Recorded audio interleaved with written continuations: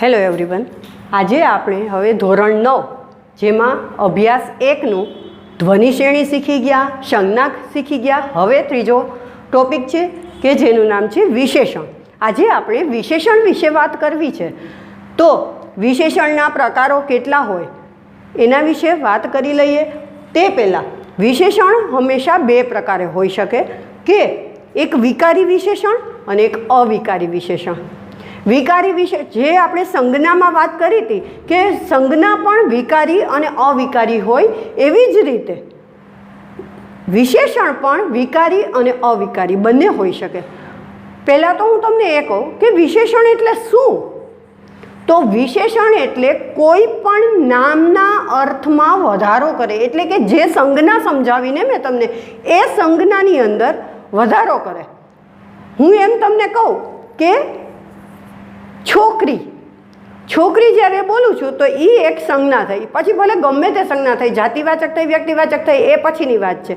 પણ છોકરી જેમ કે એ જાતિવાચક સંજ્ઞા છે, તો છોકરી બોલું છું એમાં હવે એમ બોલું કે સુંદર છોકરી, તો સુંદર જે છે એને લાગેલું વિશેષણ કહેવાય. વિશેષણ એટલે કે જે નામના અર્થમાં વધારો કરે છે કે છોકરી તો છે પણ કેવી છોકરી થાય, તો સુંદર છોકરી થાય. એટલે વિશેષણ શોધવા માટે કેવી રીતે શોધશું કે જ્યારે તમે ક્રિયાપદને ગુણવાચક વિશેષણ છે, સંખ્યાવાચક અલગ અલગ પ્રકારના છે, બધામાં અલગ પ્રશ્ન દ્વારા એ તમે પૂછી શકો કે કેવી રીતે જાણી શકો કે કેવી રીતના વિશેષણ થઈ શકે છે.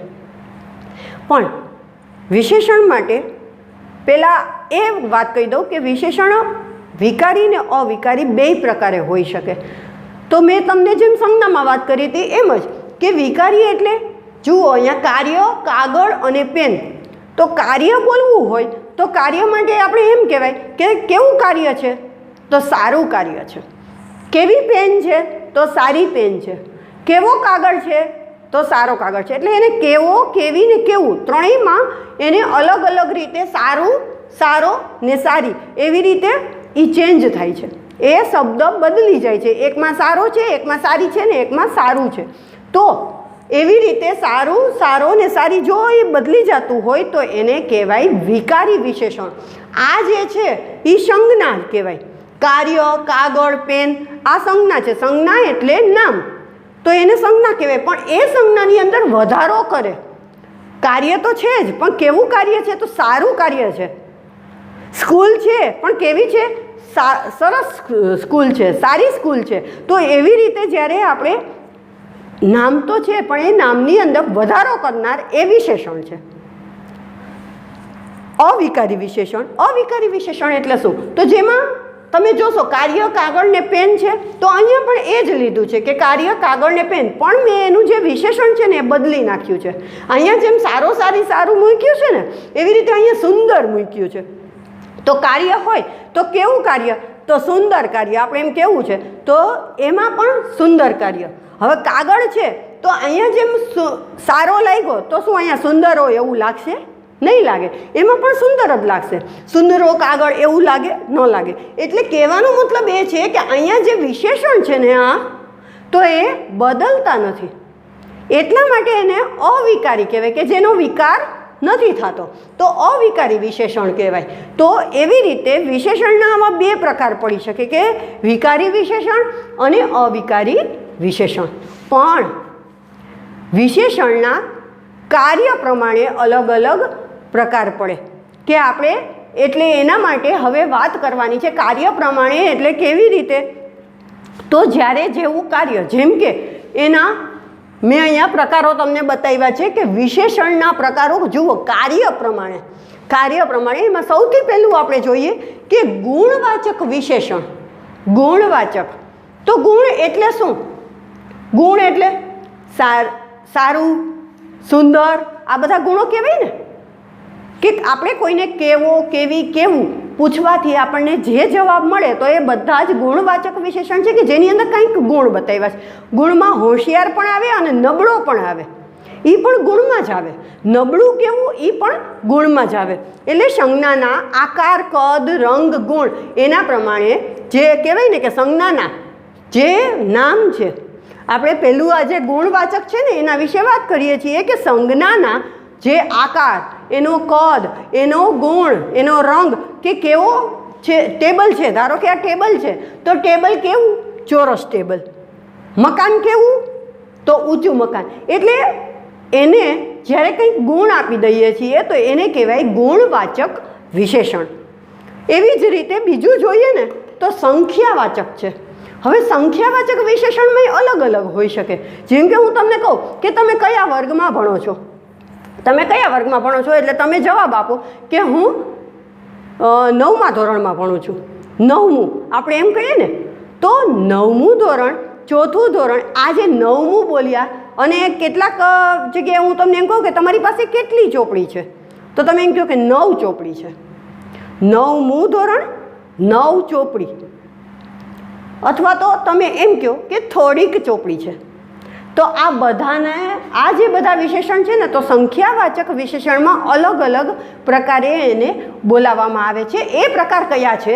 તો જુઓ, પૂર્ણ સંખ્યા. પૂર્ણ સંખ્યા એટલે જે તમે કહો કે તમે કે 2 વર્ગ, 3 વર્ગ, 4 ચોપડી, 5 ચોપડી વગેરે જે આપણે બોલીએ કે 10 વિદ્યાર્થીઓ, તો આવી રીતે જે બોલીએ કે સંખ્યા બોલીએ અને એની સાથે કોઈ પણ સંજ્ઞા લગાડીએ તો એને કહેવાય પૂર્ણ સંખ્યા. એટલે પૂર્ણ સંખ્યાવાચક વિશેષણ. પૂર્ણ સંખ્યાવાચક વિશેષણ. સંખ્યાવાચક વિશેષણમાં જ પૂર્ણ સંખ્યા આવે. અને બીજી આવે કે ક્રમિક સંખ્યા. કેટલામું ધોરણ? 4થું ધોરણ.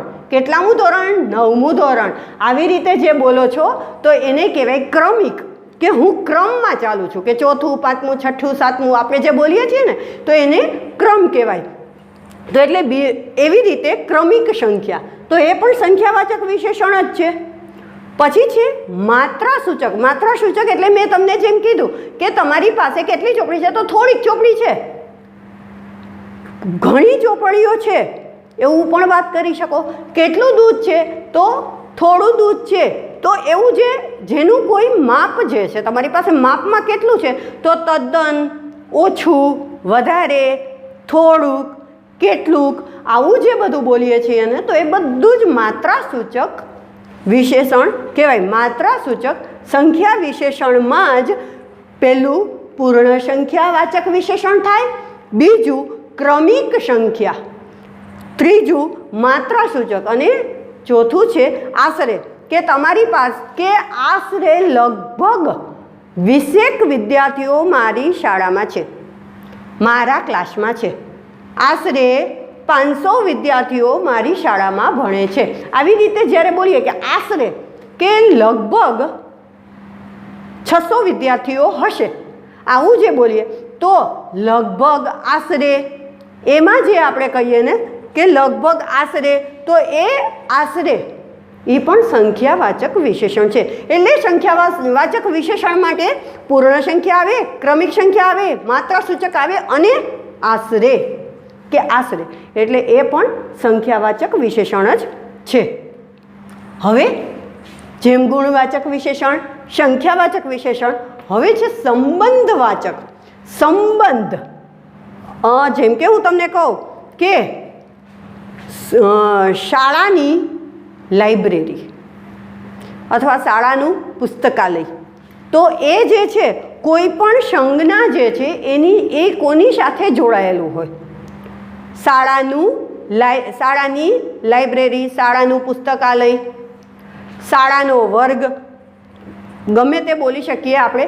કે તો એની અંદર જે વિશેષણ છે ને એ નો, ને, નું, ના એની સાથે સંબંધ ધરાવે છે, કંઈક સંબંધ ધરાવે છે, એની સાથે જોડાયેલું છે. જેમ કે તમે અહીંયા જોઈ શકો કે નો, ની, નું, ના એની સાથે જોડાયેલું છે. કયું? તો સંબંધવાચક વિશેષણ છે ને એ. અને સંબંધવાચક વિશેષણ કેવું છે કે જ્યારે આપણે આખું વાક્ય જોઈએ ને તો પણ એની અંદર એ વિશેષણ પ્રત્યેક શબ્દની અંદર આપણને જોવા મળે. એટલું મોટું થઈ શકે કે સોનાના કડલાની સોનાના કડલાની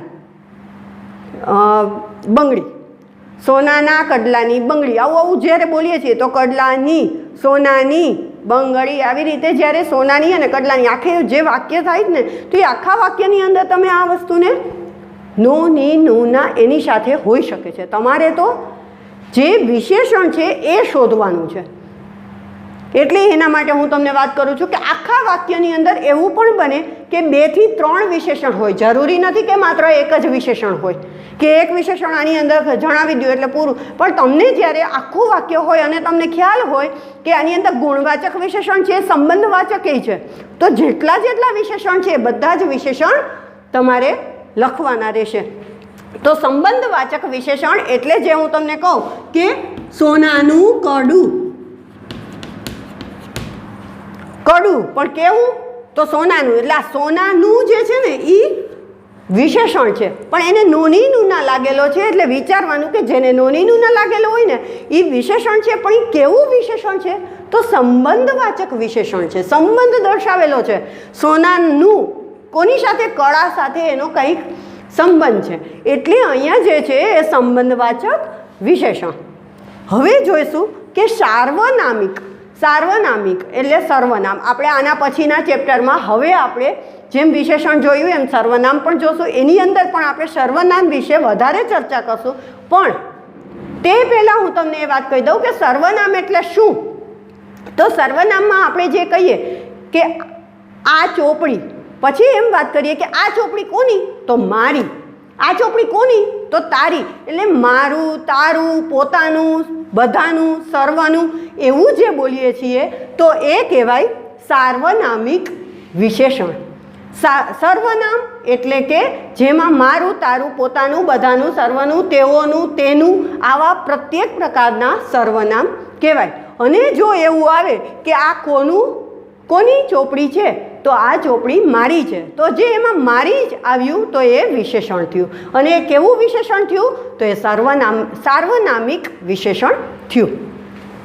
એવી જ રીતે પરિમાણવાચક વિશેષણ. પરિમાણ એટલે શું તો જે માત્રા દર્શાવે છે, જે મેં તમને સંખ્યાવાચક વિશેષણની અંદર વાત કરી દીધી એ કે પરિમાણ એટલે કે જે માત્રા સૂચવે છે, કેટલીક માત્રા એનો જથ્થો સૂચવે છે તો એને કહેવાય પરિમાણવાચક વિશેષણ. તો જે માત્રા બતાવે કે કેટલું, આપણે માત્રા બતાવવા માટે જો આખું વાક્ય છે અને એની અંદર તમારે જાણવું છે કે કેટલું તો આપણે એમ કહીએ ઘણું બધું, કેટલું તો થોડુંક, કેટલું તો લગભગ ભરેલું.